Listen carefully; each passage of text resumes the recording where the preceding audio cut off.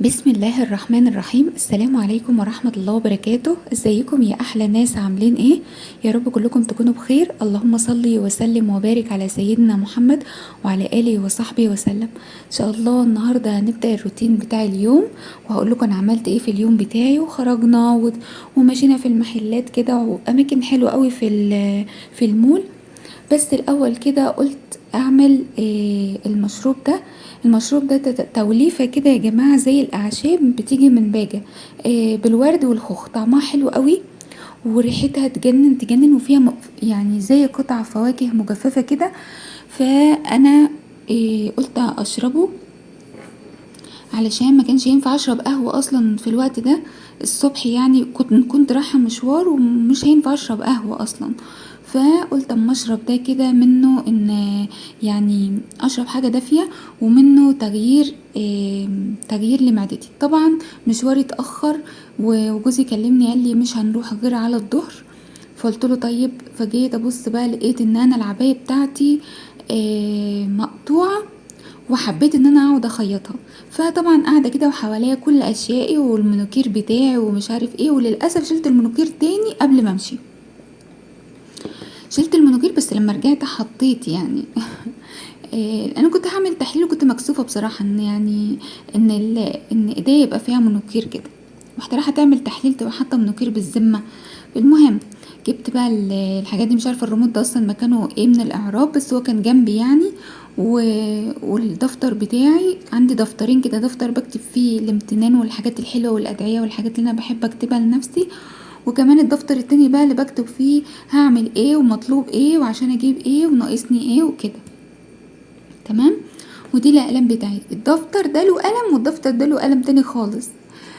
قعدت بقى اخيط العبايه. انا مش عارفه يا جماعه والله العبايه دي كبيره جدا عليا واتقطعت. مش عارفه ليه اللي قطعها يعني. فقلت يلا بنت اقعدي خيطيها على ايدك سريعا سريعا كده.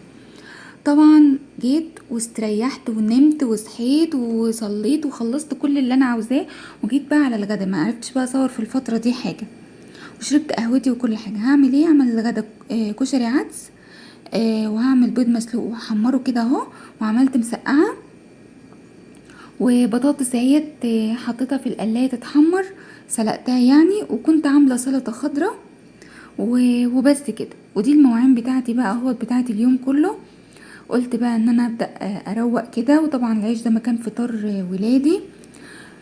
مين زي بقى يا جماعه بيحب ينظف البوتاجاز حتى لو هو شغال؟ يعني كل ما البوتاجاز يتوسخ وانا خلصت المواعين وخلصت كل حاجه عايزه انجز، عايزه كل حاجه تبقى رايقه بقى.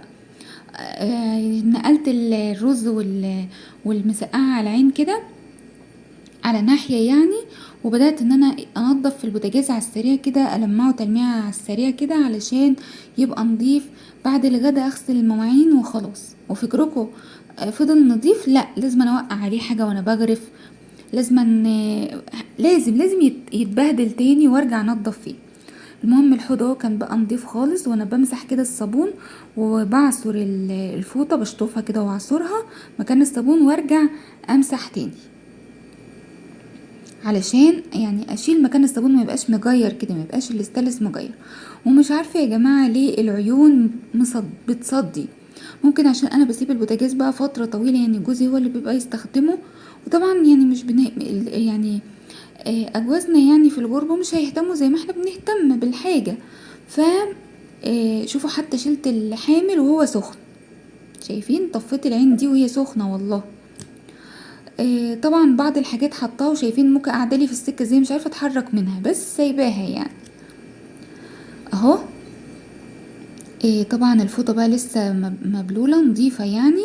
فهمسح كده بقى وانقل بقى الحامل في مكانه و ويبقى كده البوتاجاز بتاعي نظيف وزي الفل.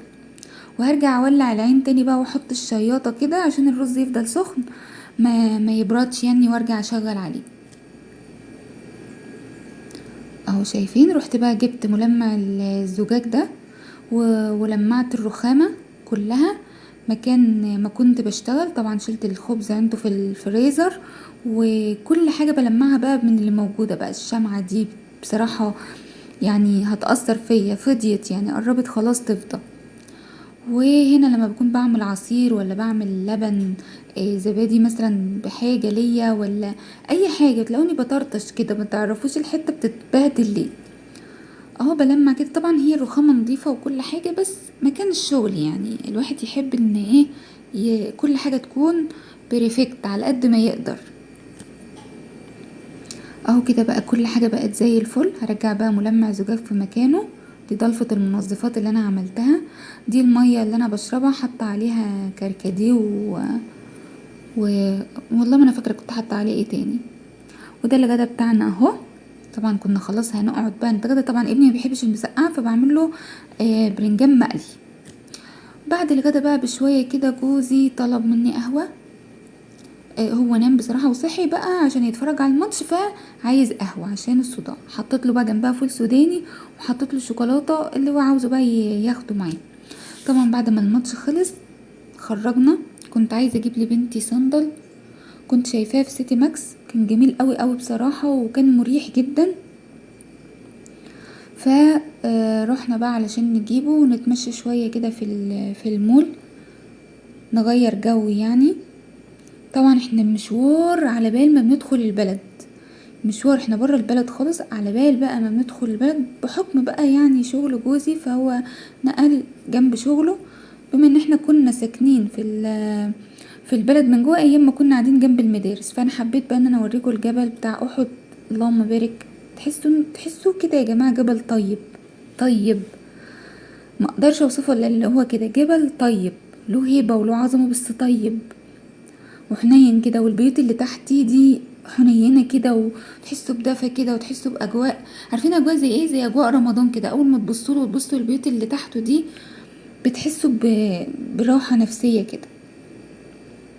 طبعا يا جماعه احنا ممكن ناخد ساعه ولا ساعه وشويه كمان على بال ما ندخل للمول. احنا رايحين النور مول. هو ده الصندل بجد بجد. اي واحده هنا في اي واحده جنبها سيتي ماكس روحي خدي الصندل ده، مريح. وعندهم الاحذيه الطبيه دي مريحه مريحه. والصندل ده عجبني جدا، فلات كده. بس طبعا الصنادل والحاجات دي متنفعش غير هنا، لكن عندنا احنا في بلدنا يعني تحطي جوه الكوتشي تمام، واطلعي وارجعي اقلعي الكوتشي واقلعي الشراب، تلاقي رجليكي زفت زفت زفت، تراب تراب، ما تفهميش ايه ده. فانا عاوزه بنتي تلبس الصندل ده طبعا، وهترجع برضو رجليها زفت من الشارع وكل حاجه، بس يعني عشان بتخرج كتير للدروس وعايزه لها حاجه بنوتاتي ومريحه كده. طبعا ده البارو بتاع الاكسسوارات، عامل عروض رهيبه وعنده حاجات حلوه قوي. يعني الطقم الحلو ده ب16 ريال. الطقم ده دلوع قوي ب16 ريال، شكله جميل، يبقى مع بيجامه كده في البيت، يبقى روعه. وعندهم الاساور والحاجات دي، وعندهم بقى بروشات. وبنتي جابت بروشات كده بريالين وب3 ريال، والله حلوين خالص خالص. هبقى اجيبهم كده واصورهم لكم. شايفين؟ حبيت اصور لكم كده شويه محلات من اللي احنا معديين من عليهم. طبعا في محل كده جايب منزل اجواء ديكورات الخريف، حاجات حلوه قوي يا جماعه، بس غاليه غاليه قوي قوي. يعني انا مثلا لو عاوزه ده يعني ب30 ريال ليه؟ غاليين قوي. يعني انا هي ال50 ريال فيها كام 30 ريال، ولا ال100 ريال فيها كام 30 ريال، عشان انا اجيب حاجات من دي غاليين. يعني الاشكال تخطف القلب وجميلة جميلة، بس انا معلش يعني انا اجيب الحاجات دي غالية قوي، غالية خالص. فالديكورات حلوة والاشكال والاكسسوارات والحاجات جميلة قوي. بس انا ميل بقى للحاجات اللي ام ريالين وام 3 ريال. وطبعا الريالين وال3 ريال يفكوا كتير مصري يعني، يعني يفكوا مبلغ مصري. لو قارنتي مثلا 30 ريال تمام، 30 ريال هجيب انا حاجة ب30 ريال وهي قطعة واحدة ب30 ريال عشان احطها ديكور؟ لا طبعا. ف مش هكذب عليكم واتمنى يعني ان انا اجيب، بس الحاجة غالية قوي. ده القسم المحبب الى قلبي، الشموع. هتلاقوني بلف بلف وبرجع عند الشموع تاني. والمرايات دي حلوة والحاجات دي حلوة وحاجات الرياضة جميلة، بس غالية خالص بصراحة. يعني ما اقدرش ان انا اجيبها. حتى الشموع، حتى قسم الشموع غالي بصراحة. بصوا النور مول ده ماركات وهمي، تبارك الله تبارك الله على جماله وعلى الراحة النفسية فيه.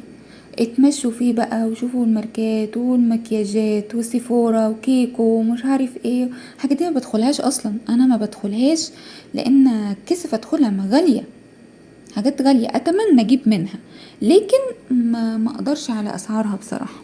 اهو ده كيكو عمري ما دخلته، عمري ما عديت الخط الرصاصي ده. سيفورا عمري ما عديت الخط بتاعه.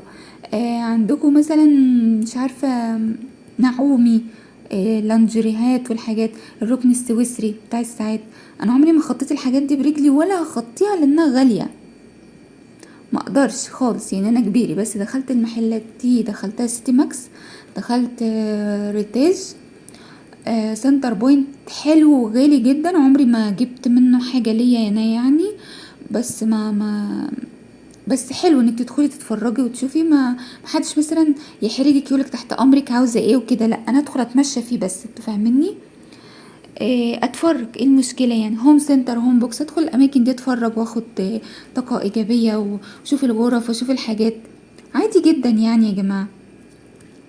اتمشينا بقى بالعربيه شويه كده في سلطانه. سلطانه دي رقيقه وجميله، فيها محلات حلوه، بس بص كده من ورا الازاز، يعني انا بص كده من ورا الازاز بس. وده كان الروتين بتاعي في اليوم ده، وحبيت ان انا اشارككم كده اجواء حلوه وتغيروا جو معانا. وهنفتقد بقى الحاجات دي عشان هنرجع بقى مصر عشان الدراسه، اصلا الدراسه بدات بس احنا مكبرين دماغنا شويه، والله الود ودنا ما نرجعش يعني ونفضل مع جوزي. بس هنعمل ايه بقى، جامعات وثانويه وكده، فلازم نرجع يا جماعه علشان الحرب بتاعتنا. ده طبعا هاف مليون كافيه روعه. اتمنى الفيديو يكون عجبكم، وما تنسوش بقى اللايك.